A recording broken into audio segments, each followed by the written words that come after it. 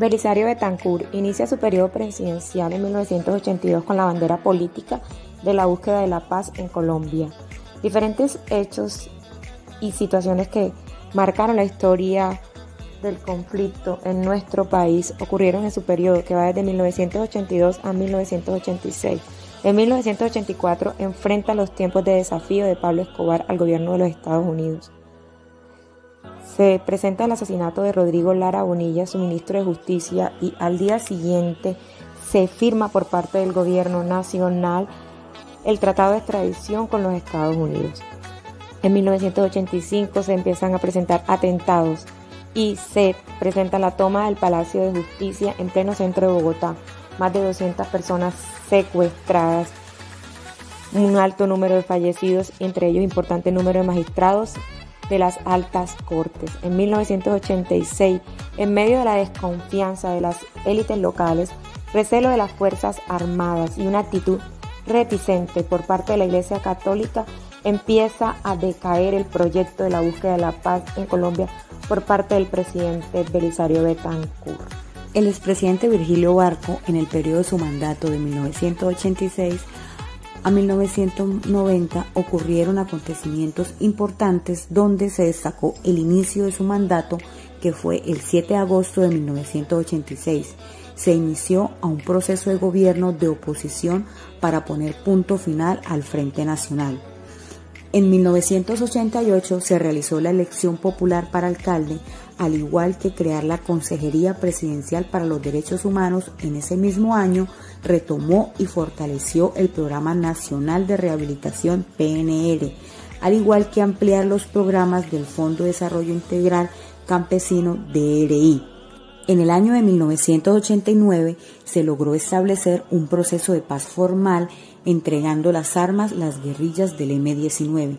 También dentro de este mismo año, un grupo de estudiantes promovió la séptima papeleta, donde los ciudadanos expresaban su voluntad de que la Constitución de 1986 se reformara, esto con el fin de abrir un espacio para la participación ciudadana. Cabe destacar que en este año también ocurre el asesinato de Luis Carlos Galán, que fue el 18 de agosto de 1989, donde fue un momento crítico para el país. Y ya en 1990, donde finaliza su periodo de mandato, el expresidente Barco firmó el acuerdo final de paz con Carlos Pizarro y Antonio Navarro Wolf, miembros del M-19, y da inicio al proceso de paz con el EPL.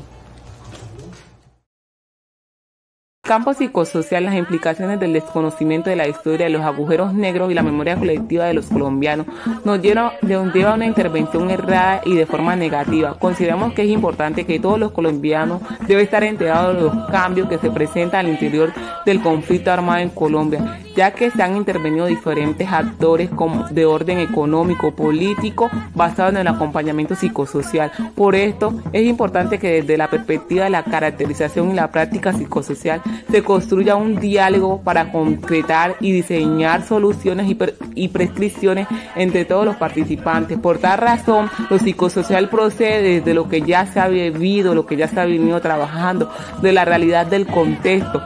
Trabajamos de la mano de los involucrados y antes de conocer las ideas para así garantizar la no repetición de estos hechos victimizantes y garantizar que para ello no se repita.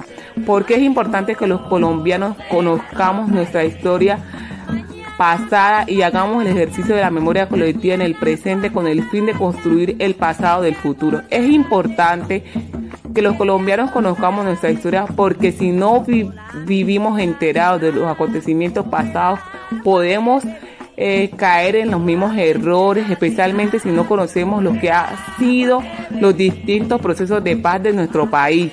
Nos veremos sometidos a quizás a repetir las mismas historias y no tener la capacidad de aportar ideas concretas para facilitar un diálogo equilibrado donde ofrezcan propuestas para el proceso de paz.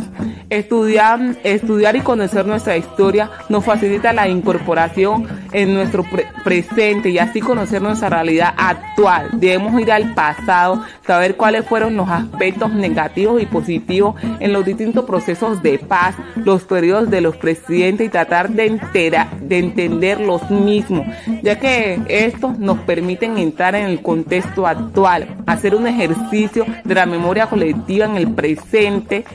Es necesario en el sentido que fueron hechos concretos que han marcado la historia, la violencia, la injusticia, la falsedad, la política y la mala distribución de la económica. De esto se hace necesario valorar estos acontecimientos como lo son, los justos, los injustos, para tomar las acciones con el fin de construir la paz y tratar que estos actos no se repitan en nuestro país. Es considerable decir que desde 1982 Colombia ha tratado de negociar 7 acuerdos de paz y en el transcurso de 34 años ha fallado 6 veces. Son desaciertos de las experiencias de negociaciones pasadas con el mismo grupo, los cuales no tuvieron un acercamiento mayor con el gobierno o lograron acuerdos parciales de cesar el fuego, a lo que fueron incumplidos a poco tiempo de iniciar, las condiciones en las que se dieron las negociaciones y la participación de los organismos internacionales en dicho proceso. Todo esto es un récord que muestra que gran parte del éxito de hoy se debe a que el presidente Santos recogió importantes lecciones de sus antecesores. Sí, pero era clave saber cuándo sentarse con la FARC.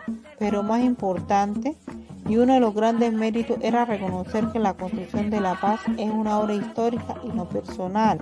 Sin embargo, la lección principal del fracaso de Betancourt y más importante en el proceso actual es que la paz no se puede negociar sin apoyo político y mucho menos en contra de las ideologías del propio partido.